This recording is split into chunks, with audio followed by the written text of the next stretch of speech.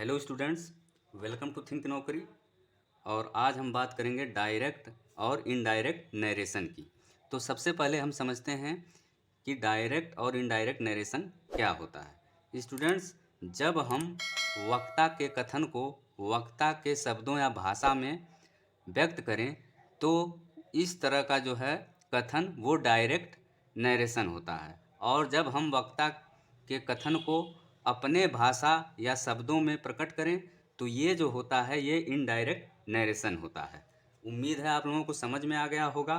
अब हम बात करते हैं कि असर्टिव सेंटेंसेस क्या होते हैं, यानी हम क्यों समझने जा रहे हैं असर्टिव सेंटेंसेस क्या होते हैं, क्योंकि अब हम बात करेंगे असर्टिव सेंटेंसेस के डायरेक्ट नरेशन को इनडायरेक्ट नरेशन में चेंज करने के रूल्स के बारे में। तो इसीलिए सबसे पहले हमें असर्टिव सेंटेंसेस को समझना होगा। तो असर्टिव सेंटेंसेस क्या होते हैं, यानी इन सेंटेंसेस या वाक्यों द्वारा किसी बात का कथन या स्टेटमेंट के बारे में जानकारी मिलती है। तो अगर इस तरह का कोई सेंटेंस है तो हम जान जाएंगे कि वो असर्टिव सेंटेंस है। अब हम बात करते हैं कि असर्टिव सेंटेंस को हम डायरेक्ट से इनडायरेक्ट में कैसे चेंज करेंगे।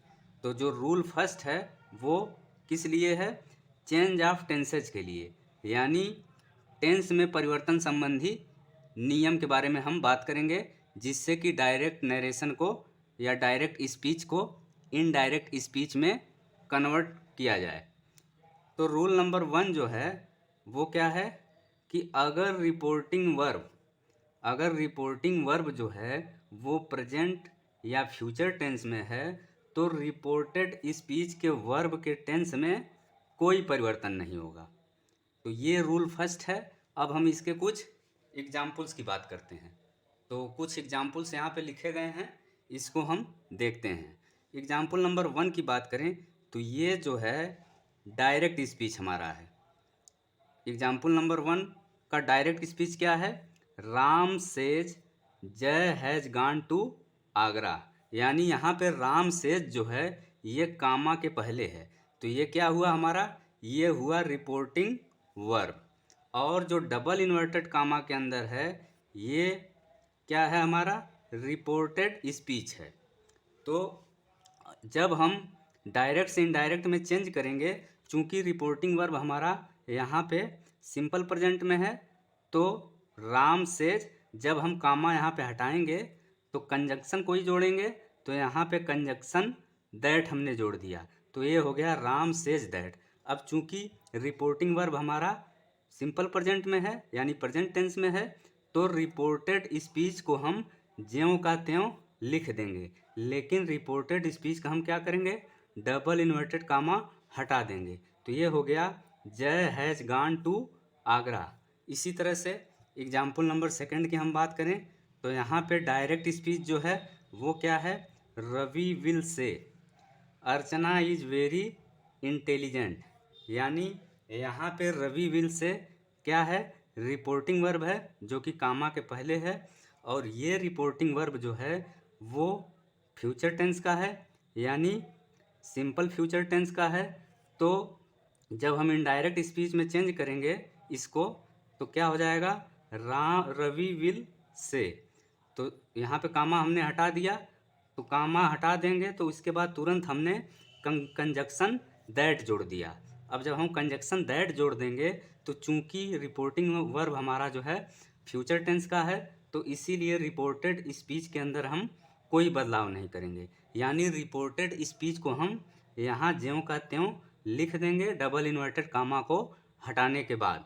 तो ये हो जाएगा अर्चना इज वेरी इंटेलिजेंट। इसी तरह से एग्जाम्पल नंबर 3 की बात करें तो एग्जाम्पल नंबर 3 क्या है, he has said to me. तो यहाँ पे तो यहाँ पे रिपोर्टिंग वर्ब का जो है टेंस किस में है, प्रेजेंट परफेक्ट टेंस में है। रिपोर्टिंग वर्ब का यहाँ पे टेंस किस में है, प्रेजेंट परफेक्ट में है। और चूंकि ये प्रेजेंट टेंस में है तो डायरेक्ट से इनडायरेक्ट बनाते समय हम इसके टेंस में, किसके टेंस में, रिपोर्टेड स्पीच के टेंस में कोई बदलाव नहीं करेंगे। तो रिपोर्टेड स्पीच यहाँ पे डबल इन्वर्टेड कामा के अंदर है, और ये क्या है, Atul will join the camp, ये हमारा रिपोर्टेड स्पीच है। तो अब हम जब इसको इनडायरेक्ट में बदलेंगे तो यहाँ लिख देंगे ही सेड टू मी। तो यहाँ पे सेड का क्या हो जाएगा, सेड का हो जाएगा टोल्ड। टोल्ड क्यों होगा मैं अभी आपको एक्सप्लेन करूँगा। तो ये हो जाएगा ही हैज़ टोल्ड मी। अब यहाँ पे दैट लग जाएगा कंजक्शन और डबल इन्वर्टेड कामा हम हटा दिए, तो ये हो जाएगा Atul will join the camp. अब बात उठती है यहाँ पे सेड टू की जगह हमने टोल्ड क्यों लगा दिया, जब हम डायरेक्ट से इनडायरेक्ट स्पीच में चेंज कर रहे हैं। तो स्टूडेंट्स आपको जानना चाहिए कि अगर रिपोर्टिंग वर्ब में से, सेज, सेड ये सब आए हैं और इनके तुरंत बाद कोई ऑब्जेक्ट आया है, तब हम इन्हें क्रमशः टेल, टेल्स और टोल्ड में चेंज कर देंगे। तो यहाँ पे केवल सेड के बाद ऑब्जेक्ट मी आया है और बाकी आप कहीं भी देख लीजिए तो से या सेज के बाद कहीं भी ऑब्जेक्ट नहीं आया है।